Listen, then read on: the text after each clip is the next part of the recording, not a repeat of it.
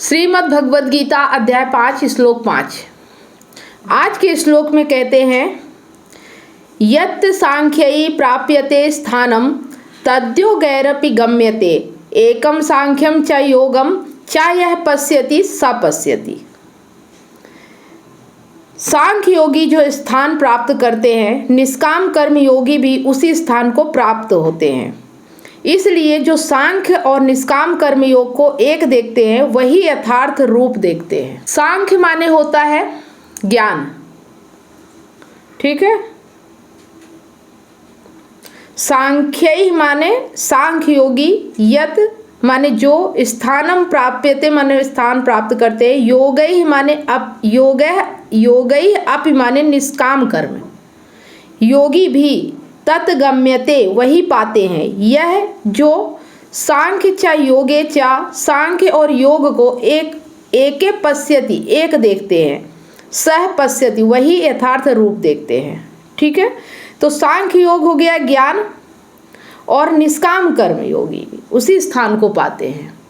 मतलब अलग अलग नहीं है कि कर्म अलग है ज्ञान अलग है। जो ऐसा समझते हैं कि ज्ञान अलग बात होती है, जैसे कल हमने बात की ना कि कुछ लोग कर्म को बोलते हैं हमें कर्म करने दो, हम कर्म नहीं करेंगे तो दुनिया नहीं चलेगी, जिंदगी नहीं चलेगी, तुम ज्ञान अलग पे लो अपना।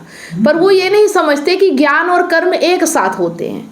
अगर ज्ञान नहीं है तो निष्कामता नहीं है, तुम योगी नहीं हो, फिर ढोंगी हो, पाखंडी हो, है ना। तो ज्ञान अगर तुम्हारे कर्म में नहीं दिख रहा है, कर्म में नहीं उतर रहा है, तो फिर तुम्हारा कर्म भी सही कर्म नहीं है। फिर लोग परेशान होते हैं कि मेरा ये काम खराब हो गया, मेरा वो काम खराब हो गया।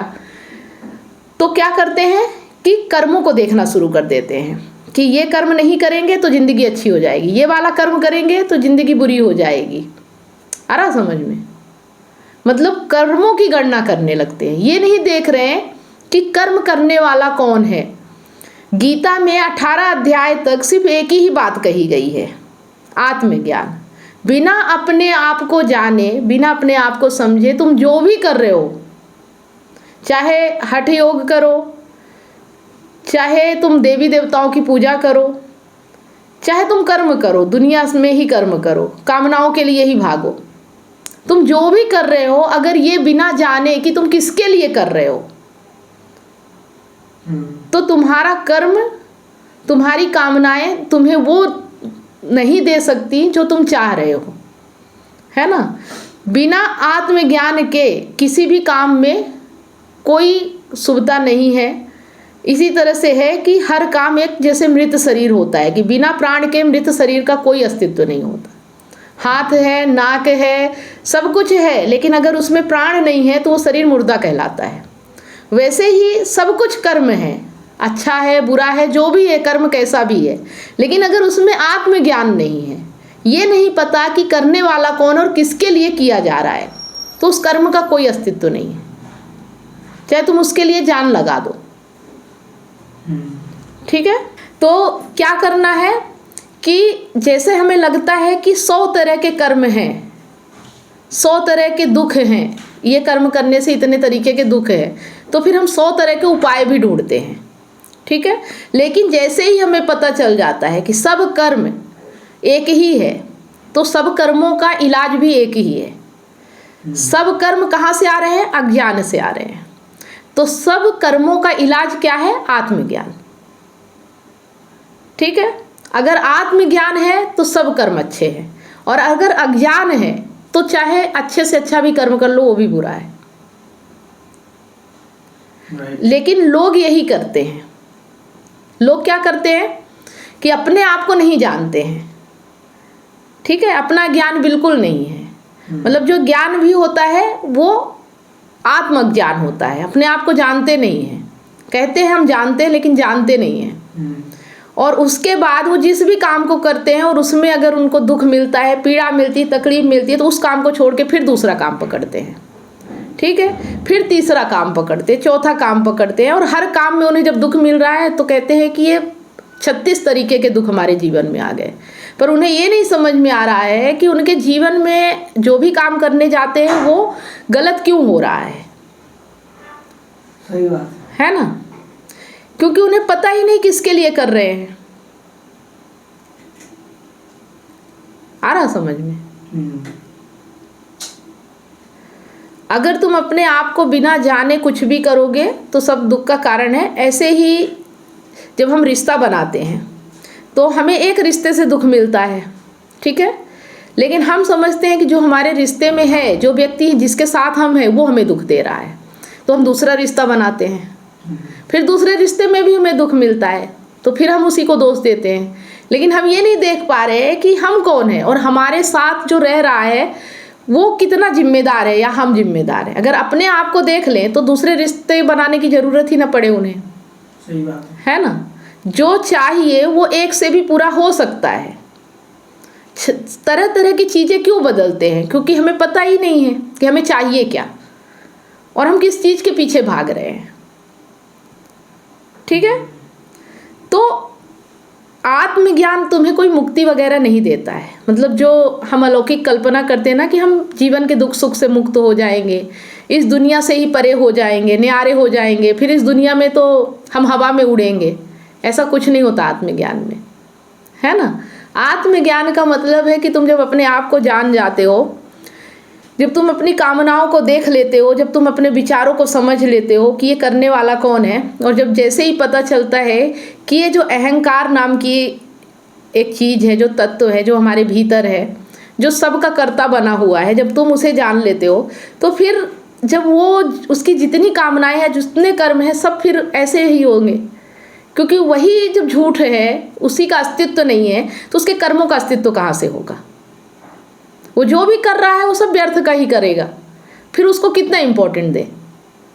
है ना? तो अगर ज्ञान है तो जो भी तुम कर्म कर रहे हो उस कर्म के केंद्र पे ज्ञान होना चाहिए। और ये पता कैसे चले कि कर्म के केंद्र में ज्ञान है? ये कैसे पता चले? जिंदगी देख के, कर्ता को देख के।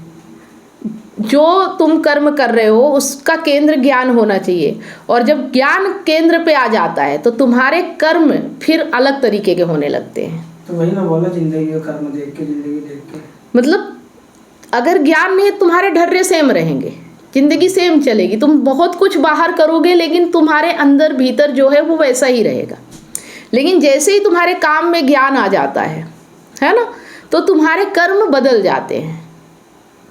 फिर वो तुम्हारी कामनाओं के लिए नहीं होते, फिर वो निष्काम कर्म बन जाते हैं। तो आत्मज्ञान और निष्काम कर्म एक ही है। जो आत्मज्ञानी है वो निष्कामी भी है। ये नहीं कहा जा सकता कि निष्काम अलग है और आत्मज्ञान अलग है।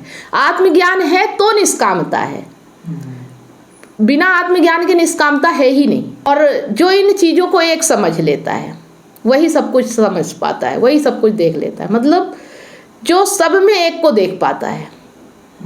सपश्यत एकम पश्यति सपश्यति, जो ये देख लेता है कि सब एक है, वो सबको समझ जाता है, वो सब कुछ देख लेता है। ठीक है? तो अगर हम बात करें कि जिंदगी में ये कैसे समझ में आए, है ना, तो जहाँ कर्म ज्ञान से हो रहा है वहाँ तुम्हारा डर नहीं होगा, लालच नहीं होगा, स्वार्थ नहीं होगा, किसी भी तरह की मतलब उसे पाने की होड़ नहीं होगी। आ रहा समझ में? किसी को नीचा दिखाना, किसी को ऊंचा दिखाना, अपने आप को महान बताना, ये सब कामनाएं खत्म हो जाती हैं।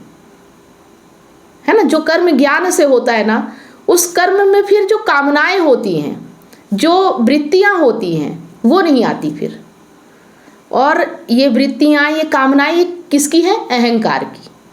और जब आत्मज्ञान हो गया, अहंकार दृष्टा बन गया, तो कर्म शुभता है। मतलब जो भी कर्म करो, बुरा या अच्छा तो कुछ होता ही नहीं प्रकृति में।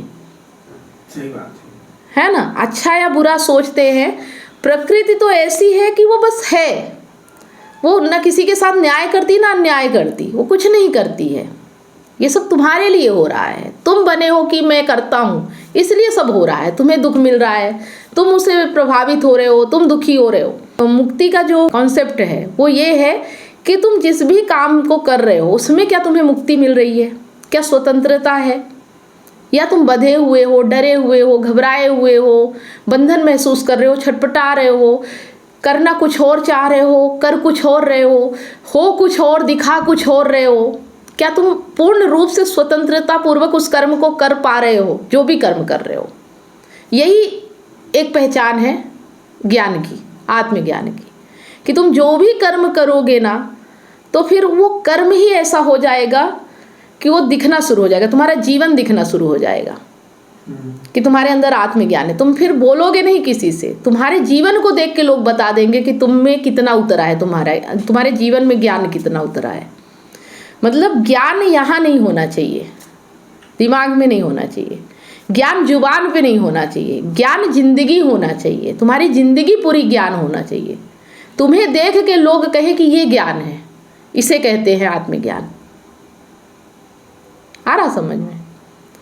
तो जो लोग रिश्तों में, ज़्यादातर मैं रिलेशनशिप के वीडियो बनाती हूँ, जो लोग रिश्तों में हमेशा बात करते, सवाल करते हैं कि मैं क्या करूँ, मैं क्या निर्णय लूँ, मैं कुछ समझ नहीं पा रहा हूँ, है ना? तो सिर्फ एक ही चीज़ समझने की है कि क्या तुम्हारे रिश्ते में स्वतंत्रता है। ठीक है, मतलब जो भी रिश्ता है वो किस बेस पे बना है, क्या डर के बेस पे है, कामना के बेस पे है, लालच के बेस में है, ऐसा क्या है उस रिश्ते में जो छिन जाए तो तुम दुखी हो गए, परेशान हो गए? मतलब किस बेस पे तुमने रिश्ता बनाया है, उसका आधार क्या है रिश्ते का, है ना? और जो आधार है वही फिर जीवन है तुम्हारा। अगर आधार स्वतंत्रता है, तुमने किसी से रिश्ता बनाया, तुम भी स्वतंत्र थे, सामने वाला भी स्वतंत्र था, साथ चल पड़े कि चलो हम भी उसी सफ़र में चल रहे हैं, तुम भी साथ चलो, तो रिश्ता खूबसूरत है। लेकिन रिश्ता तुमने ऐसा बना लिया कि तुम जिस सफ़र में जा रहे हो पीछे से तुम्हारी टांगें खींची जा रही है, तुम्हें गिराया जा रहा है, तुम्हें उस काम को करने नहीं दिया जा रहा है, तुम घुट रहे हो, तुम परेशान हो रहे हो, तो फिर उस रिश्ते को ढोने की बजाय बाहर निकल जाओ, ज़्यादा बेहतर है ना? रिश्ता वो होना चाहिए जो तुम्हें मुक्ति की ओर ले जाए, स्वतंत्रता की ओर ले जाए, जो तुम्हें स्वतंत्र एहसास कराए, ना कि बंधन बने तुम्हारे लिए, बेड़ी बने तुम्हारे लिए। तो जब भी रिश्ता बनाना, इस चीज़ का ख्याल रखना कि क्या वो रिश्ता तुम्हारा बंधन बन रहा है या तुम्हारी मुक्ति में सहायक बन रहा है, तुम्हारी स्वतंत्रता में सहयोगी बन रहा है। और फिर तुम्हें भी वैसा ही होना होगा, तुम भी किसी के लिए बंधन हो या उसकी मुक्ति में मार्गदर्शक हो, उसके सहयोगी हो, सहायक हो। ये खुद में देखना पड़ेगा। जब तुम जैसे होगे वैसे ही तुम्हारे रिश्ते होंगे। अगर तुम स्वतंत्र नहीं हो, तुम बंधन में हो, तो रिश्ते तुम्हारे बंधन ही होंगे, वो स्वतंत्रता दे ही नहीं सकते। तो सबसे पहले ये जानो तुम कौन हो, उसके बाद ही रिश्ते बनाओ। ठीक है? और अगर फंस गए हो किसी कारण से ऐसे रिश्तों में कि जो बंधन बन गए हैं, तो अब उनसे आज़ादी कैसे पा सकते हो, छुटकारा कैसे पा सकते हो, इसका उपाय करो। ना कि ये कि मैं ढोऊं कि क्या करूं। सीधी सी बात है, अगर स्वतंत्रता नहीं है तो मुक्ति चाहिए उस रिश्ते से। अगर तुम उसे जबरदस्ती चलाने की कोशिश भी करोगे तो फिर जीवन व्यर्थ है, नर्क है, फिर कोई मतलब नहीं। ऐसे तो बहुत कीड़े मकोड़े पैदा होते और चले जाते हैं इस दुनिया से। इंसान वही है जो खुद भी स्वतंत्र रहे और दूसरों को भी स्वतंत्र रहने में मदद कर सके। यही इंसान का कर्तव्य है। अगर सही मायने में देखा जाए कि इंसान का कर्तव्य क्या है, तो खुद स्वतंत्र होना, क्योंकि वो बंधन में पैदा होता है। ठीक है? और दूसरों को भी स्वतंत्र कराना, खुद मुक्ति की राह पे चलना और दूसरों को भी मुक्त कराना। और मुक्ति का मतलब ये नहीं कि सब छोड़ छाड़ के चले जाना, इसी जीवन में शुभता लाना। कर्म में काम वो करो जो स्वतंत्रता के लिए हो, जो मुक्ति के लिए हो, जो तुम्हें खुशी देता हो, जो आनंद देता हो, जहाँ तुम भूल जाते हो कि तुम कौन हो। आनंद के क्षणों में अक्सर देखा होगा तुम भूल जाते हो कि तुम कौन हो, है ना? एक शराबी आनंद में कब आता है? जब वो भूल जाता है कि वो कौन है। शराब का नशा ऐसा होता है कि इंसान को भुला देता है। एक आत्मज्ञानी तब आनंद में आता है जब वो भूल जाता है कि वो कौन है, वो ज्ञानी है कि क्या है, योगी है कि सन्यासी है, वो क्या है वो याद नहीं रखता, और उन क्षणों में वो आनंद में रहता है। जब तक उसे याद है तब तक उसकी कामना उसके साथ है। ठीक है? तो कुल मिला के अगर सीधी सी भी बात समझी जाए तो इसी जीवन में, इसी पृथ्वी में स्वच्छंद स्वतंत्र आनंद में जी पाने का नाम ही मुक्ति है। ठीक है? और जितनी भी हमारे जीवन की समस्याएं हैं, रोजमर्रा की जिंदगी है, बस हमें उनमें ये देखना है कि हमारे साथ हम जो कर्म कर रहे हैं उन्हें देखना है, ये नहीं कि उनके बाद क्या होगा, ऐसा कर लेंगे तो इसके बाद क्या होगा, ज्ञान ले लिया तो मुक्ति कैसी होगी, ये सब नहीं है। तुम जैसी भी जिंदगी जी रहे हो बस उसे ध्यान दो। ध्यान, इसी का नाम ध्यान है कि तुम जो जी रहे हो उसे ध्यान से अवलोकन करो, देखो। और देखने मात्र से जब हमें दिख जाता है कि कोई चीज़ हमारे लिए बुरी है तो क्या हम उसे एक्सेप्ट कर सकते हैं? क्योंकि अहंकार की एक ये भी आदत है कि वो हमेशा अच्छी चीज़ों को एक्सेप्ट करता है। अगर उसे पता चल गया कि बुरी है, वो कभी उनको नहीं छूता है, कभी उसके लिए एनर्जी नहीं लगाता है, कभी उसके लिए ऊर्जा नहीं देता है, क्योंकि ऊर्जा से ही सब कुछ चल रहा है। तो जब तक उसे लगता है कि उसके लिए चीज़ें अच्छी है तभी तक वो वहाँ एनर्जी देता है, ऊर्जा देता है, काम करता है। जैसे ही उसे पता चल गया कि ये चीज़ बुरी है उसके लिए, वैसे ही उसमें ऊर्जा देना बंद कर देता, वो कामना अपने आप नष्ट हो जाती है, समाप्त हो जाती है। तो सिर्फ देख लेना मात्र कि वो चीज़ें तुम्हारे लिए अच्छी है बुरी है, जो भी तुम दिन भर काम कर रहे हो वो तुम्हारे लिए कितनी उपयोगी है, इसी को आत्मज्ञान कहते हैं। कहते हैं ना, देखने मात्र से क्या हो जाएगा। देखने मात्र से जैसे ही तुमने देखा, पता चल गया कि ये चीज़ बुरी है, तुम दोबारा उसको करोगे ही नहीं, है ना। जब तक तुम गुमान में रहोगे कि बहुत अच्छा मैं कर्म कर रहा हूँ, देखोगे नहीं कि क्या वो कर्म तुम्हारे लिए कितना उपयोगी है, तुम्हें दुख दे रहा है या सुख दे रहा है, तुम्हें बंधन दे रहा है या मुक्ति दे रहा है। मुक्ति का मतलब स्वतंत्रता, ठीक है। मुक्ति का मतलब ये नहीं कि शरीर छोड़ के कहीं बाहर चले जाओगे। ये शरीर जब तक है कर्म तो करना ही है, बस कर्म में कामना है या निष्कामता है, वो तब होगा जब आत्मज्ञान होगा। और गीता के 18 अध्याय, चाहे सांख्य योग हो, चाहे कर्म योग हो, चाहे ज्ञान योग हो, चाहे संन्यास योग हो, और भी आगे हम पढ़ेंगे, अभी 5 अध्याय, सब में मेन मूलभूत बात जो है वो है आत्मज्ञान। हर श्लोक का एक ही अर्थ है, हर शब्द का एक ही अर्थ है, बस वो तरीके अलग अलग हैं। जिसने ये समझ लिया कि सब एक ही है, भले वो किसी भी तरीके से बताया जाए, काम एक ही है, आत्मज्ञान, तो मुक्त हो गया वो, वही सब स्वतंत्र है। मतलब अलग अलग किसी चीज़ को मानना ही नहीं, कुछ अलग अलग है ही नहीं, सब एक है ना। और अगर ज्ञान देखना है तो कृष्ण के जीवन को देखो। कृष्ण के जीवन में कभी कोई बात ऐसी नहीं आई कि उन्होंने त्यागा, छोड़ा, पकड़ा, भागा किसी चीज़ के पीछे। उनका जीवन समझो ना कि कैसा है उनका जीवन। एक आत्मज्ञानी व्यक्ति का जीवन कैसा होता है वो कृष्ण के जीवन को देख के समझा जा सकता है। कितनी रानियां रहीं, कितनी गोपियां आई, कितना युद्ध किया, कितना महल बनाया, सब कुछ किया, लेकिन किसी कामना से नहीं किया, किसी के पीछे भागे नहीं। जो रास्ते में मिलता गया वो रास्ते में होता चला गया। सफ़र था और सफ़र में चलते गए, और जो आता गया ना किसी की कामना की ना किसी को त्यागा। समझ में आ रहा है? मतलब जो मिला स्वीकार किया, और जो छोड़ा उसे दोबारा उसके लिए सोचा भी नहीं, दुखी भी नहीं हुए। जो छूट गया छूट गया, और जो आ गया आ गया। ऐसा हमारा जीवन होना चाहिए, ठीक है ना। किसी के बारे में कल्पना करना है ना कामना करना है, बस अभी ध्यान में रहना है, प्रेजेंट में रहना है। जो भी हो रहा है बस उसे देखो, समझो। बिना समझे, बिना जाने, बिना देखे, बिना अपने आप को जाने कोई भी कर्म मत करो। यही ज्ञान का मतलब है, आत्मज्ञान, ठीक है। तो बाकी बहुत ज़्यादा बातें करेंगे तो भी वही बात है ना। अब जैसे कि एक उदाहरण और ले लेते हैं कि अगर तुम एक ऑर्डर देते हो कपड़ा सिलवाने का, ठीक है, तुमने बोला कि मेरे लिए कपड़ा सिल दो, तो जब तक कपड़ा तुम्हारे लिए नहीं होगा, जब तक तुम अपने बारे में नहीं जानोगे, तुम्हारे हाइट कितनी है, तुम्हारा मतलब साइज क्या है ना, जब तक ये नहीं जानोगे तब तक वो कपड़ा तुम्हारे काम में आएगा नहीं, ठीक है। पता तो होना चाहिए ना कि तुम कौन हो। वैसे ही जो तुम्हारी कामना है उसे पता होना चाहिए ना कि तुम कौन हो, और क्या तुम उस कामना को पूरा कर सकते हो, या बस ऐसे ही कल्पनाओं में भाग रहे हो। अपने आप को समझो, अपने आप को जानो, है ना। कामना करने वाला कौन है और क्यों कर रहा है, और क्या चाहिए उसको। और अगर पूरी भी हो गई तो भी देखो कि क्या जो चाहते थे वो मिल गया, और जब एक से नहीं मिला तो हजारों से भी नहीं मिलेगा। यही जान लेना आत्मज्ञान है, ठीक है।